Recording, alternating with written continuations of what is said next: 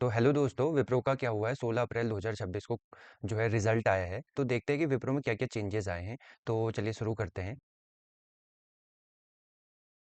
तो आप देख सकते हैं कि जो विप्रो है, विप्रो का मार्केट कैप करीब-करीब आप देख सकते हैं 2 लाख करोड़ के आसपास का है।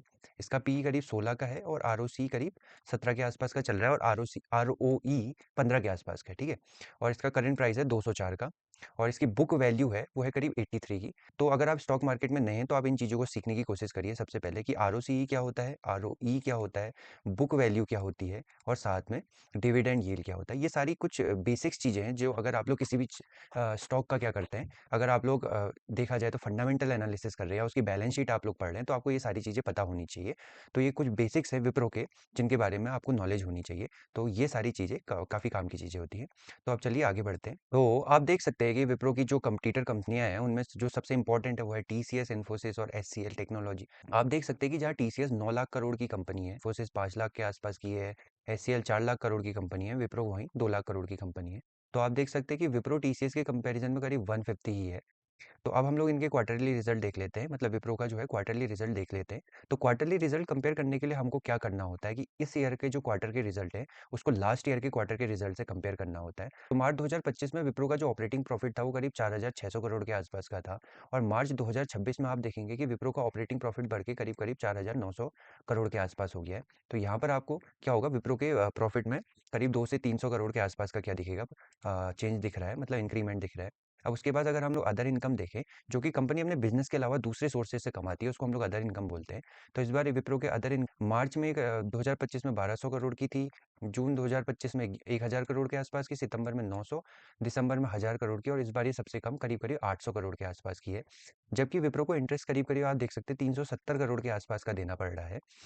अब हम लोग इसका डेप्रिसिएशन देखें तो करीब 728 करोड़ के आसपास का है। डेप्रिसिएशन का मतलब होता है कंपनी के वो एसेट्स जिनकी वैल्यू टाइम के साथ साथ डिक्रीज हो रही है। मान लीजिए आपने एक लैपटॉप लिया, अगर लैपटॉप वो 1 लाख का है तो मान लेते हैं अगर उसकी वैल्यू 20% ईयरली के अकॉर्डिंग डिक्रीज हो रही है तो अगले साल उसकी जो वैल्यू वो 80,000 हो जाए, उसके अगले साल उसकी वैल्यू 60,000 रह जाएगी, उसके अगले साल उसकी वैल्यू 40,000 रह जाएगी। तो इस तरीके से उसमें डिक्रीज आता है। तो ये सारा डेप्रिसिएशन है। तो कंपनी के एसेट्स की वैल्यू टाइम के साथ साथ जो भी डिक्रीज हो रही है तो हमको डेप्रिसिएशन में दिखाना होता है।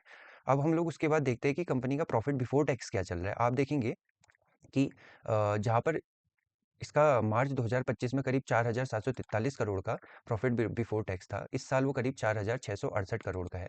तो अब ये चेंज क्यों आया? जबकि आप देख सकते हैं कि यहाँ पर ऑपरेटिंग प्रॉफिट जो था करीब 4,600 करोड़ का था, यहाँ 4,900 करोड़ का ऑपरेटिंग प्रॉफिट है। लेकिन आप देखेंगे जब प्रॉफिट बिफोर टैक्स में हम यहाँ जा रहे हैं तो यहाँ 4,700 करोड़ का प्रॉफिट दिख रहा है, जबकि यहाँ 4,600 करोड़ का ही प्रॉफिट रह गया। जबकि इनका क्या है, प्रॉफिट इस क्वार्टर में ज़्यादा आया था। तो उसका सिंपल रीज़न आप देख सकते हैं कि विप्रो ने क्या करा था, मार्च 2025 के क्वार्टर में है, आप देखेंगे यहाँ पर, तो मार्च 2025 के क्वार्टर में जो अदर इनकम्स है उससे ज़्यादा कमाया था। तो इसने 1200 करोड़ रुपए जो है वो अदर इनकम से कमाए थे। तो इस वजह से विप्रो के क्वार्टरली रिजल्ट में हमको ये चेंज देखने को मिल रहा है। इसके बाद आप देखेंगे कि विप्रो का नेट प्रॉफिट मार्च 2025 में जो कि 3,588 करोड़ का था, वो घट के इस बार 3,522 करोड़ का रह गया है। तो सिंपल वही चीज़ है कि हम लोगों को क्या हो रहा है, जो भी हमारे को प्रॉफिट होता है या जो भी कंपनी को प्रॉफिट हो रहा है उसमें उसको टैक्स देना पड़ता है। तो आप देख सकते हैं कि मार्च 2024 में कंपनी ने जहाँ 24% का टैक्स दिया था, वहीं मार्च 2026 में इसने क्या करा है, 25% के आसपास का टैक्स दिया हुआ है। तो इसलिए इसका जो ओवरऑल आप देख सकते हैं नेट प्रॉफिट जो है, इसका ऑपरेटिंग प्रॉफिट ज़्यादा होने के बावजूद इसका जो नेट प्रॉफिट है वो क्या हो जा रहा है, कम हो जा रहा है। तो ये इसका क्या है, क्वार्टरली हम लोग आप कह सकते हैं क्वार्टरली बेस पे हम लोग इसका एनालिसिस कर दिया है। अब हम इसका ईयरली एनालिसिस करते हैं और देखते हैं ईयरली एनालिसिस में क्या चेंज आए हुए हैं। आप देख सकते हैं यहाँ से कि 2020 में जहाँ विप्रो की सेल्स थी करीब 60,000 करोड़ की और वही सेल्स अभी बढ़ के हो गई है करीब करीब 2026 में 90,000 करोड़ की। तो सेल्स में सीधे सीधे आप बोल सकते हैं कि 50% का इंक्रीमेंट आया है। इसके अलावा आप देख सकते हैं कि विप्रो जहाँ 48,000 करोड़ के एक्सपेंसेस कर रहा था मार्च 2020 में, वहीं अभी इसके एक्सपेंसेस जो बढ़ गए हैं वो करीब 74,000 करोड़ के हो गए हैं।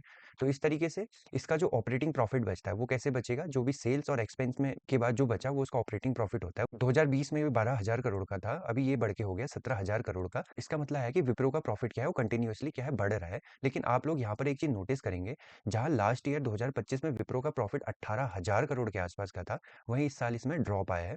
तो आप इसको ऑपरेटिंग प्रॉफिट मार्जिन भी बोल सकते हैं। तो ऑपरेटिंग प्रॉफिट मार्जिन जहाँ 20% था, वहीं ये इस साल घट के क्या हो गया, 19% रह गया है। अब अगर हम लोग विप्रो की अदर इनकम देखें, तो आप देख सकते हैं कि लास्ट ईयर इन्होंने अदर इनकम से करीब 3,900 करोड़ कमाए थे, जो कि इस बार करीब 3,899, लगभग 3,900 करोड़ के आसपास ही हैं। इसके बाद आप लोग देखेंगे कि इंटरेस्ट, इंटरेस्ट का मतलब होता है कि किसी भी कंपनी ने जो बोरोइंग्स लिया है उसमें वो कितना इंटरेस्ट दे रहा है। तो लास्ट ईयर विप्रो ने करीब अपनी जो भी बोरोइंग्स थी उन पे करीब 1,500 करोड़ का इंटरेस्ट दे रहा था। इस बार भी लगभग लगभग सेम ही नंबर है, 1458, लगभग 1,500 करोड़ का नंबर आ रहा है। इसके बाद सेम वही आप डेप्रिसिएशंस देखेंगे, तो कंपनी लास्ट ईयर करीब 2,958 करोड़ का डेप्रिसिएशन था, इस बार ये करीब 2,911 करोड़ का है, ऑलमोस्ट सेम है। अब आप देख सकते हैं इसमें इंपॉर्टेंट चीज़ जो है वो प्रॉफिट बिफोर टैक्स है। तो कंपनी का प्रॉफिट बिफोर टैक्स जहां करीब करीब मार्च 2025 में 17,496 करोड़ था, उससे पहले करीब 14,000 करोड़ था, तो उससे पहले 2020 में 12,000 करोड़ था, तो अभी ये ऑपरेटिंग प्रॉफिट बढ़ के करीब करीब आप देख सकते हैं 17,000 करोड़ आ गया है। तो 6 साल में करीब 5,000 करोड़ का विप्रो का जो है नेट प्रॉफिट बिफोर टैक्स बढ़ चुका है। अब कंपनी को जो भी प्रॉफिट हो रहा है उसमें ऑब्वियस सी बात है, उसने टैक्स देना ही है।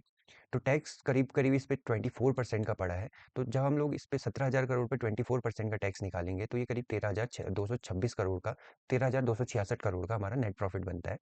तो इस तरीके से आप देख सकते हैं कि ये क्या है, इसका विप्रो का एक ओवरऑल एनालिसिस है। और हम लोग इसका ना स्टैंड अलोन एनालिसिस कर रहे हैं, मतलब कंपनी जो खुद का बिजनेस कर रही है, हम इसमें इसकी दूसरी कंपनीज या इसके जो भी दूसरी सब्सिडरीज है उनके बिजनेस को नहीं, केवल इसके स्टैंड अलोन बिजनेस को हम लोग एनालिसिस कर रहे हैं, ताकि हम लोग को एग्जैक्ट पिक्चर समझ में आ सके कि विप्रो अपना खुद कितना बिजनेस कर रही है। क्योंकि कभी कभी क्या होता है, जब हम लोग कंसोलिडेट अगर उसका एनालिसिस करते हैं, तो उसमें विप्रो प्लस उसकी जो भी सब्सिडरीज या दूसरी कंपनी है उनका भी प्रॉफिट जुड़ के आता है।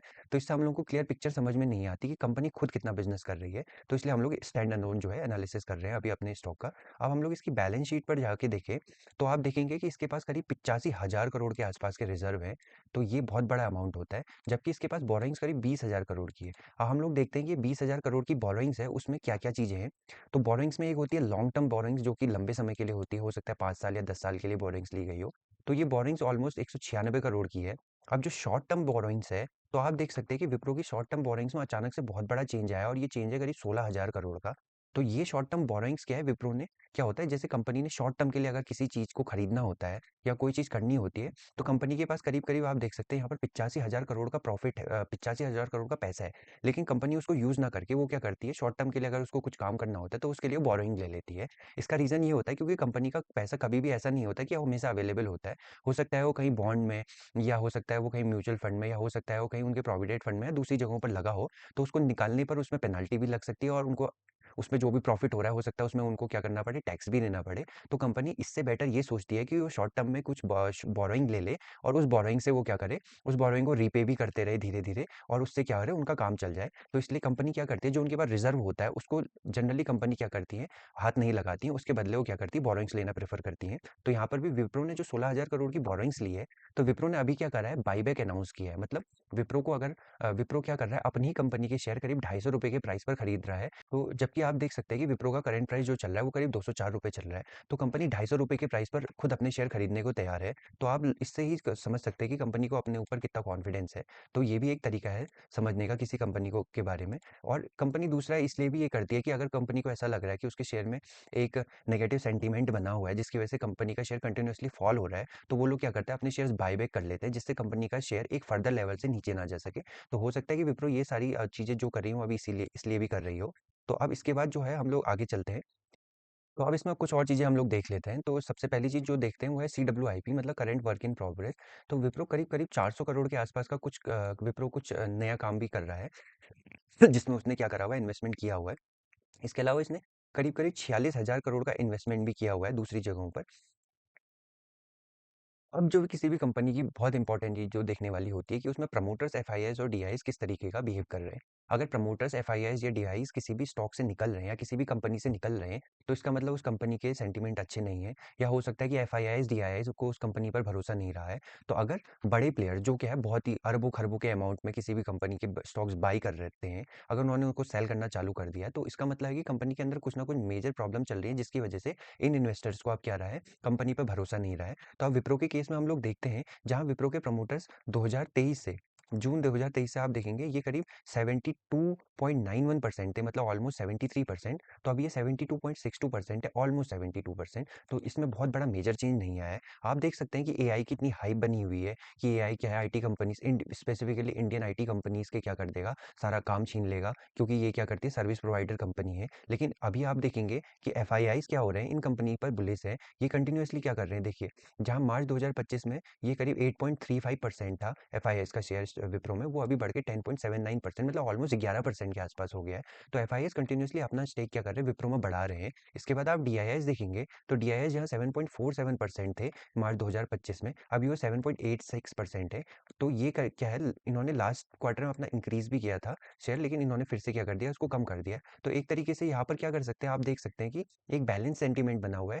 क्या डीआईएस क्या कर रहे हैं, कुछ टाइम के लिए स्टॉक को खरीद रहे हैं, फिर उसको क्या कर दे रहे हैं, बेच दे रहे हैं। लेकिन ये क्या है, अभी आप देख सकते हैं इसमें कोई मेजर चेंजेस नहीं आया हुआ है। इसके अलावा आप लोग पब्लिक देखेंगे, तो पब्लिक के पास जब मार्च 2025 में 11% का शेयर था कंपनी का, वहीं ये घटकर अभी 8.61% रह गया है। तो मतलब क्या है, जो कि हमारे छोटे प्लेयर्स हैं, वो क्या है, कंपनी में इंटरेस्टेड नहीं है, क्योंकि हो सकता है कि कंपनी में अभी उनको दिख रहा हो कि कंपनी नेगेटिव रिटर्न प्रोवाइड कर रही है। तो हमेशा क्या होता है, जो भी छोटे इन्वेस्टर्स होते हैं, आप और मैं, मेरे जैसे लोग जो कि 1 लाख, 2 लाख, 5 लाख, 10 लाख, 1 करोड़ या 5-10 करोड़ में ट्रेड करते हैं, तो हमेशा वो क्या करते हैं, हमेशा कंपनी के बुलिश ट्रेंड में राइड करने की कोशिश करते हैं। मतलब जब कंपनी का शेयर बढ़ रहा हो, वो लोग उसको तभी खरीदते हैं।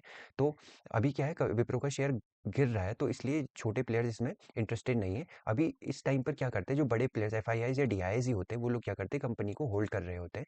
तो आई होप आपको मेरा विप्रो का जो भी एनालिसिस है वो पसंद आया होगा। अगर आपको पसंद आया तो आप लोग मेरे चैनल को सब्सक्राइब कर सकते हैं, और ऐसे ही अगर आपको कोई किसी और का क्वार्टरली रिजल्ट का एनालिसिस चाहिए तो आप मुझे कमेंट कर सकते हैं। चलिए मिलते हैं नेक्स्ट वीडियो में।